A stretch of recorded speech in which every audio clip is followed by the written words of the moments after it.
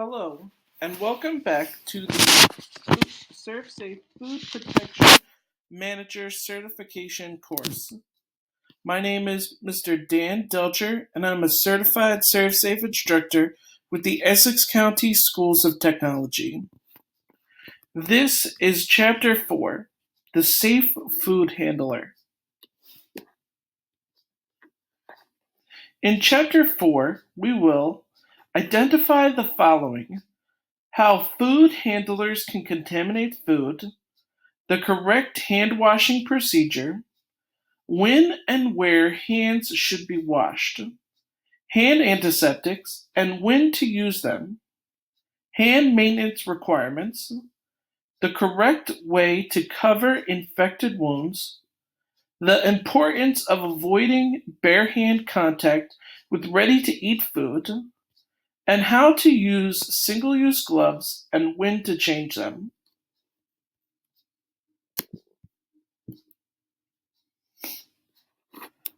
Requirements for staff work attire: jewelry that poses a hazard to food safety, policies regarding eating, drinking, and smoking as they relate to food safety, criteria for excluding staff from the operation or restricting them from working with exposed food, utensils, and equipment, illnesses that need to be reported to the regulatory authority. How food handlers contaminate food. There are certain situations that can lead to contaminating food by many food handlers. This is usually done by poor practices and poor personal hygiene. This includes having a foodborne illness, have wounds or boils that contain a pathogen, sneezing or coughing on food, have contact with a person who is sick, use the restroom and do not wash their hands, or have symptoms such as diarrhea, vomiting, or jaundice, which is the yellowing of the eyes or skin. Again, many of these symptoms and these illnesses were previously discussed in Chapter 2. So what are some more actions that can contaminate food? Scratching the scalp, running fingers through your hair, wiping or touching the nose, rubbing an eye, touching a pimple or infected wound, wearing a dirty uniform, coughing or sneezing into the hand, and spitting in the operation. These are all things that we should avoid when working in the kitchen and working around food.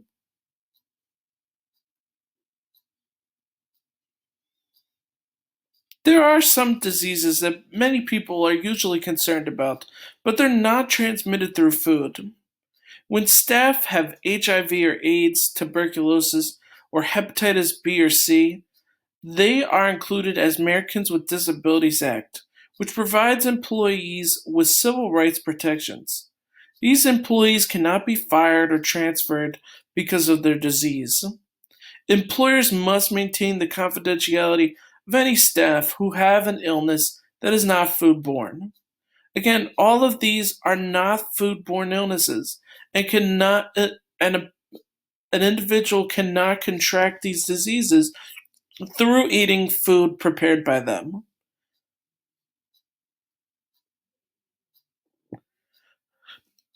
What should a food manager or food employees do to demonstrate good personal hygiene? Well, you must have a good personal hygiene program in your restaurant. This includes creating personal hygiene policies, training food handlers on personal hygiene policies and retraining them regularly, modeling correct behavior at all times, supervising food safety practices, and revising personal hygiene policies when laws or science change. One of the first good hygiene practices are hand washing. And this is one of the most important ones. This because our hands are most likely to handle food and come in contact with food, thus passing on the foodborne illness. It's important that we wash our hands in a sink designated for hand washing. Never wash your hands in sinks designated for food prep or dishwashing or sinks used for discarding wastewater. So you never want to use a janitorial sink or the same sink that you wash dishes. So how should you wash your hands? It should take at least 20 seconds. First, step 1, you want to wet your hands and arms using running warm water. It is recommended by the National Restaurant Association that you not just wash your hands, but wash your arms up to your elbows. Sometimes when preparing food, the food may come in contact with upper parts of your arm. So that's why it's important to wash not only your hands but also the upper portions of your arm, from your hand to your elbow. So use running warm water. 2, apply soap. Apply enough to build up a good lather. Follow the manufacturer's recommendations based on the type of soap that you're using. Scrub hands and arms vigorously for 10 to 15 seconds. Clean fingertips, under fingernails, and between fingers. Based on recent events with the coronavirus, it is recommended by the National Restaurant Association and the CDC that this is increased to 20 seconds. 4, rinse hands and arms thoroughly. Use running warm water. And 5, dry hands and arms. Use a single-use paper towel or hand dryer.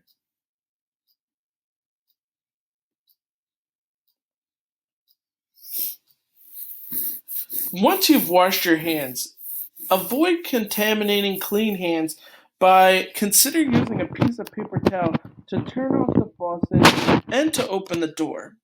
Again, remember that your dirty hand now turned on that water. Someone else, so now there are germs on the handle of the faucet. It's also, you never know, or you can never trust your fellow employees. That's why it's important that you use a piece of paper towel to open the door as well. Because, sometimes people touch their hands without um, without washing their hands.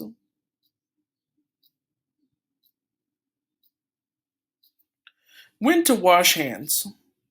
Food handlers must wash their hands before preparing food, working with clean equipment and utensils, and putting on single-use gloves. When to wash hands. Food handlers must wash their hands after using the restroom, touching the body or clothing, coughing, sneezing, blowing nose, or using a handkerchief or tissue, eating, drinking, smoking, or chewing gum or tobacco, handling soiled items, handling raw meat, seafood, or poultry, and taking out the garbage.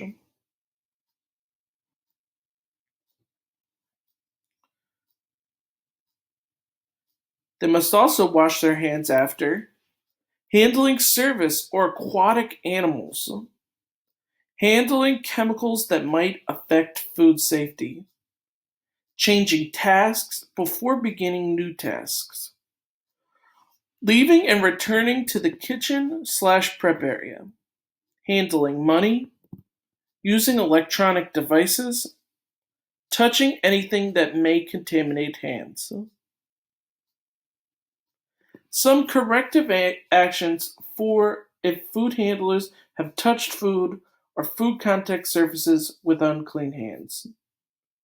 The best thing to do is dispose of the contaminated food. Clean potentially contaminated equipment and utensils, and retrain or coach food handlers who are not following the correct hand washing procedures if necessary. Hand antiseptics. These, or you also know these as hand sanitizers. They're liquids or gels used to lower the number of pathogens on the skin. If you're using a hand antiseptic, it must comply with CRF and FDA standards. It should be used only after hand washing, and it must never be used in place of hand washing, and should be allowed to dry before touching food or equipment. If Once again, hand antiseptics or hand sanitizers must never be used in place of hand washing. The only thing that can remove germs, soil, and other contaminants is using soap and water. Also, please remember that if you don't allow hand sanitizer to dry onto your hands and still is in liquid form before touching food, you could be applying a chemical contaminant which could be harmful to someone. Other requirements for food handlers: keep fingernails short and clean. Do not wear false nails. And do not wear nail polish.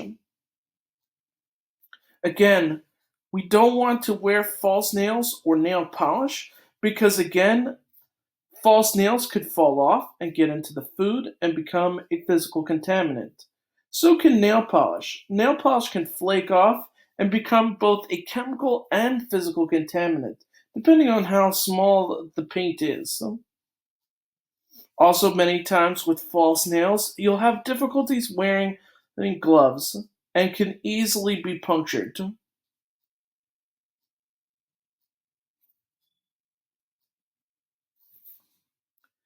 Infected wounds or cuts. Infected wounds, cuts, or boils contain pus and must be covered if they are open or draining. How a wound is covered depends on where it is located. Hand, finger, or wrist. You should cover those wounds with an impermeable coverage, including a bandage or finger cot, and then use a single-use glove. An arm, cover wounds with an impermeable cover, such as a bandage. And other parts of the body, cover wounds with a dry, tight-fitting bandage. Bare hand contact with ready-to-eat food. You should never handle ready-to-eat food with bare hands when you are primarily serving a high-risk population. You should avoid bare hand contact with ready-to-eat food unless the food is an ingredient in a dish that does not contain raw meat, seafood, or poultry, and the dish will be cooked to at least 145 degrees Fahrenheit. The food is an ingredient in a dish containing raw meat, seafood, or poultry, and the dish will be cooked to the required minimum internal temperature of the raw items. So again, the only time that you can handle uh, anything barehanded, it must be most likely being something that will be cooked to its minimum internal temperatures.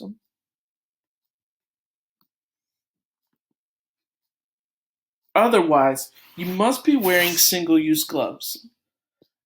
Single-use gloves must never be used in place of hand washing.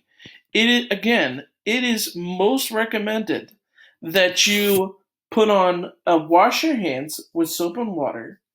You may or may not use hand sanitizer, and then put on single-use gloves. You should be used when handling ready to eat food, except when washing produce, except when handling ready to eat ingredients for a dish that will be cooked to the correct internal temperature. So, again, there are two exceptions. You do not need to wear your gloves if you are preparing something that is going to be cooked or if you are washing produce. What kind of gloves should you buy? They should be approved gloves. They should be disposable, something you can easily throw away. You should have multiple sizes available. I recommend small, medium, large, and extra large.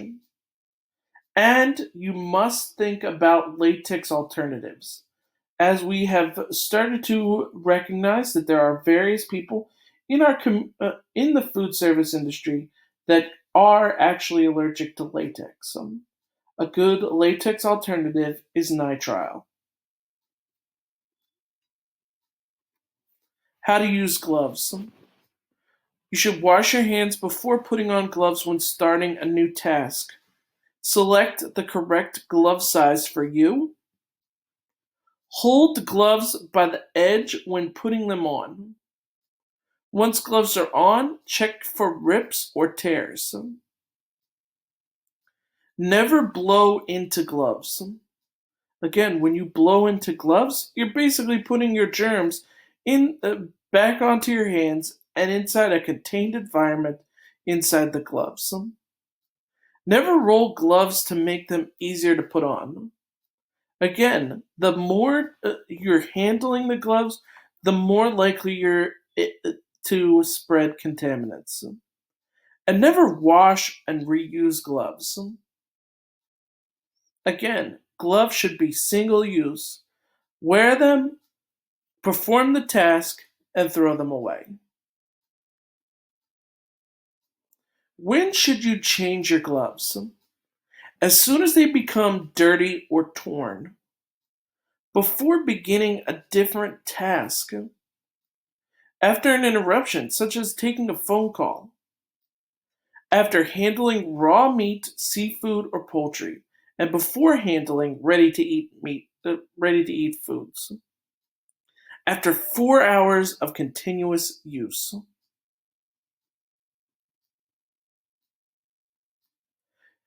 Managers must also make sure that their staff shower or bathe before work and set up a dress code. Make sure staff follow the dress code. This is why your CTE instructors also uh, encourage you to practice good personal hygiene at home by taking a shower, and they also encourage you to wear clean chef clothes. Sometimes your CTE instructors also offer washing services so that you can to ensure that you have clean chef clothes. That includes both pants and chef jacket. Other work attire. Food handlers must use hair restraints. Wear a clean hat or other restraint when in a food prep area. Do not wear hair accessories that could become physical contaminants. And do not wear false eyelashes. Wear a beard restraint to cover facial hair. Food handlers must wear clean clothing.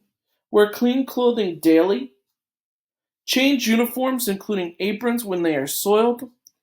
Change into work clothes at work. Store street clothing and personal belongings in designated areas. And keep dirty clothing away from food and prep areas. Food handlers must handle aprons correctly. Remove aprons when leaving prep areas. Never wipe your hands on your apron. Food handlers must not wear jewelry. It's important that you remove jewelry from your hands and arms before prepping food or when working around prep areas. It's important that you remove rings except for a plain band, bracelets, including medical bracelets, and watches. And you must remove other jewelry as required by your company. Again, the most jewelry, even the medical bracelet, must be removed because food can get caught in these items, and so can other biological and other physical contaminants, which can potentially get into the food. That's why it's encouraged that you only wear a plain ring band, wedding ring band. Again, plain bands are usually something that can easily be cleaned and is something that you're able to get inside of a glove. Something with a diamond or other accents can also rip the gloves. Eating, drinking, smoking, and chewing gum or tobacco. Food handlers may only eat, drink, smoke, or chew gum or tobacco in designated areas. Food handlers must never eat, drink, smoke, or chew gum or tobacco when prepping or serving food, working in prep areas, and working in areas used to clean utensils and equipment. There are some exceptions to these rules. Employees may drink from a correctly covered container. They must be careful to prevent contamination. As you can see in the picture, the cup has a lid and has a straw. A lot of the times, many employers will only allow the drinking of water in certain areas. Food may be tasted during prepping. Use an approved utensil and use the utensil only once. As you may have seen some of your culinary arts instructors, many times they encourage you to taste the product using a single-use plastic spoon or fork.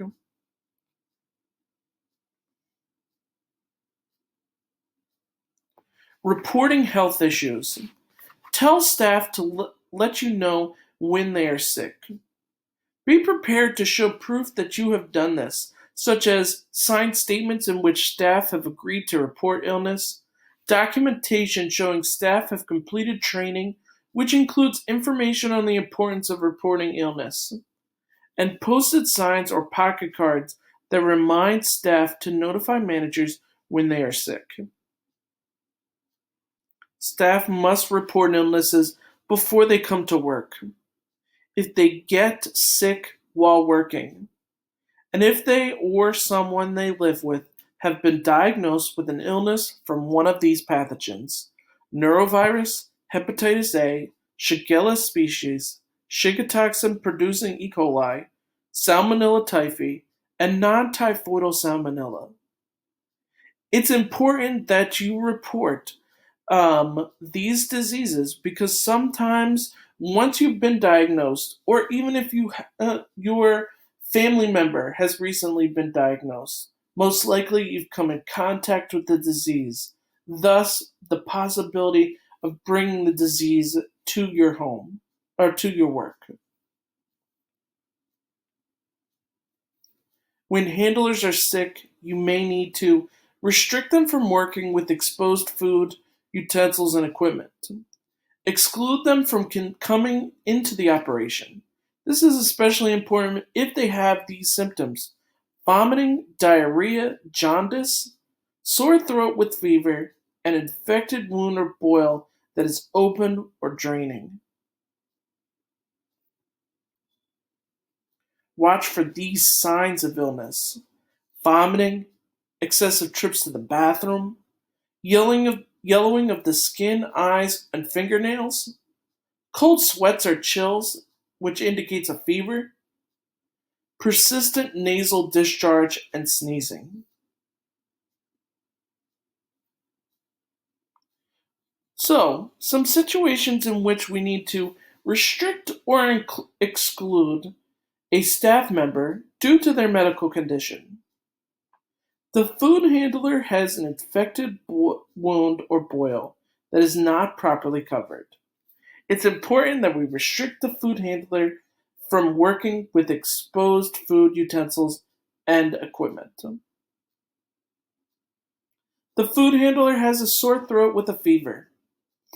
This requires us to restrict the food handler from working with exposed food utensils and equipment.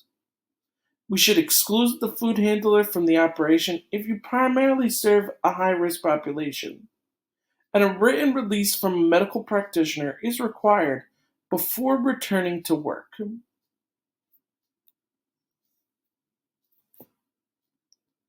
The food handler has persistent sneezing, coughing, or a runny nose, with discharges from the eyes, nose, or mouth. This only requires restricting the food handler from working with exposed food, utensils, and equipment.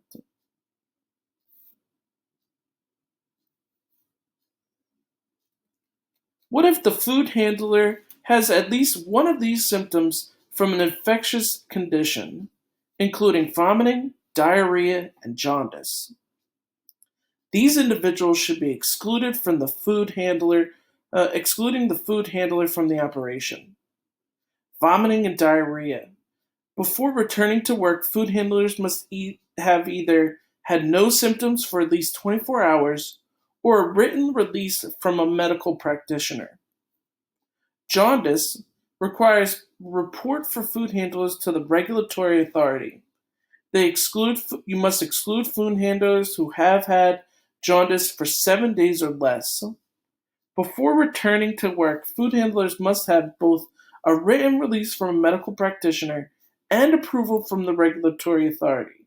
Again, jaundice is a major sign of hepatitis A, and that is why hepatitis A is considered one of the big six pathogens and requires regulatory authority involvement. The food handler is vomiting or has diarrhea and has been diagnosed with an illness caused by one of these pathogens: norovirus, Shigella species, non-typhoidal salmonella, Shiga producing E. coli. The food handler has been diagnosed with an illness caused by one of these pathogens, hepatitis A and Salmonella typhi.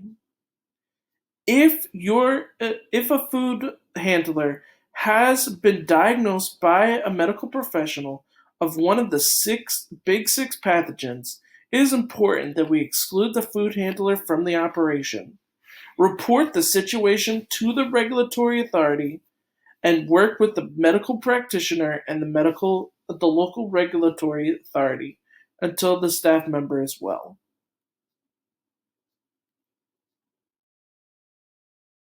This concludes Chapter 4. You'll now participate in activities and projects that continue to examine your learning of Chapter 4 material. Thank you.